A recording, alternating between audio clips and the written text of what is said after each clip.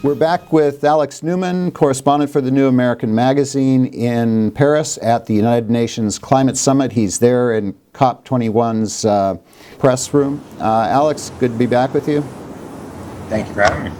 There has been an acknowledgement among scientists, including many of the top alarmist scientists over the last few years, that really, from all of the data that we have available, in spite of all of the headlines about our overheated planet, global average temperatures have been flat or perhaps even cooling for the last 2 decades. And that is even at the same time that CO2 in the atmosphere has been increasing, which supposedly, we are told, this is what is all of this alarm over global warming is about.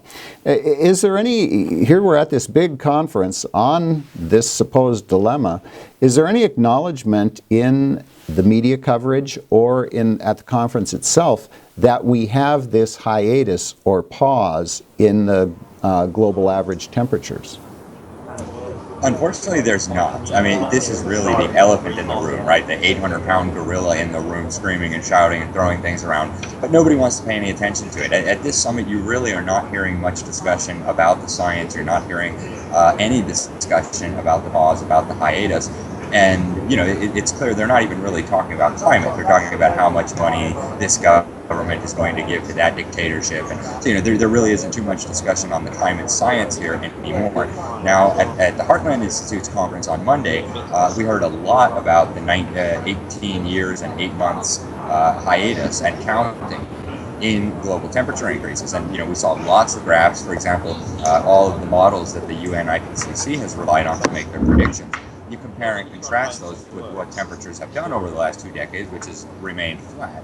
This is a huge issue. It essentially means that their theory is wrong, because they predicted that as CO2 concentrations increase, global temperatures would increase, and yet we have not seen that. So there's been a lot of discussion about it among the skeptics, among the realists. We went to the counter COP21 summit yesterday, and a lot of French scientists were talking about this, and this single fact alone has been instrumental in bringing a lot of people out of the climate alarmism mode. So they find out that all of the models were wrong. They find out that there's been no global warming in 20 years, and they say, oh, well, then the theory is wrong, the hypothesis is wrong, so we need to consider a new theory, a new hypothesis. Now, there have been a lot of efforts to try to explain this. When you ask people here at the summit about it, and outside in Paris, you know, people who are following the discussions, they have all kinds of different explanations. For example, the one that I've heard the most is the ocean ate my global warming, right? So the air is not warming, but all of this heat that supposedly man is creating with his carbon emissions or carbon dioxide emissions is somehow mysteriously going into the ocean in some process that we don't understand. And we can't find it, right? It's somewhere hiding deep at the bottom of the oceans. But they say it's going to come back with a vengeance and kill us all if we don't stop it. It's going to come out of the oceans, exactly right. They say. Yes. That's exactly right. And, you know, I think at last count there was something like 50 theories to explain this pause in global warming. So far, there's been no observable evidence to support any of these theories, including the ocean ate my global warming.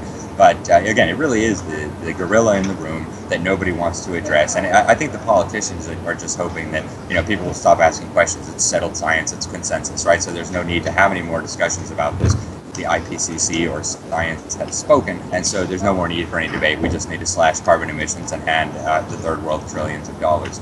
But, you know, this is going to continue to haunt them. There's no question about it. This is, I mean, as much evidence as you could possibly need that their models don't work. And, you know, yesterday or Monday at the Heartland Institute's conference examining the data, there was a really funny slide up there. It said 95% of the models agree the observations must be wrong. And that's essentially what they're telling us, right? I mean, we have the data, we have satellites circling the Earth, gathering data, we have the surface data, and of course, which is very manipulated, but we have 5 independent data sets all showing us that there really has been no statistically significant warming over the last almost 2 decades. And that's not going to go away. I mean, that's a problem that's going to stick with them, and it's going to continue to haunt them. You know, the journalists here are not very interested in it. The politicians certainly aren't interested in it. But, you know, people who are intellectually honest, I think, are going to have to at least be curious about what's happening here.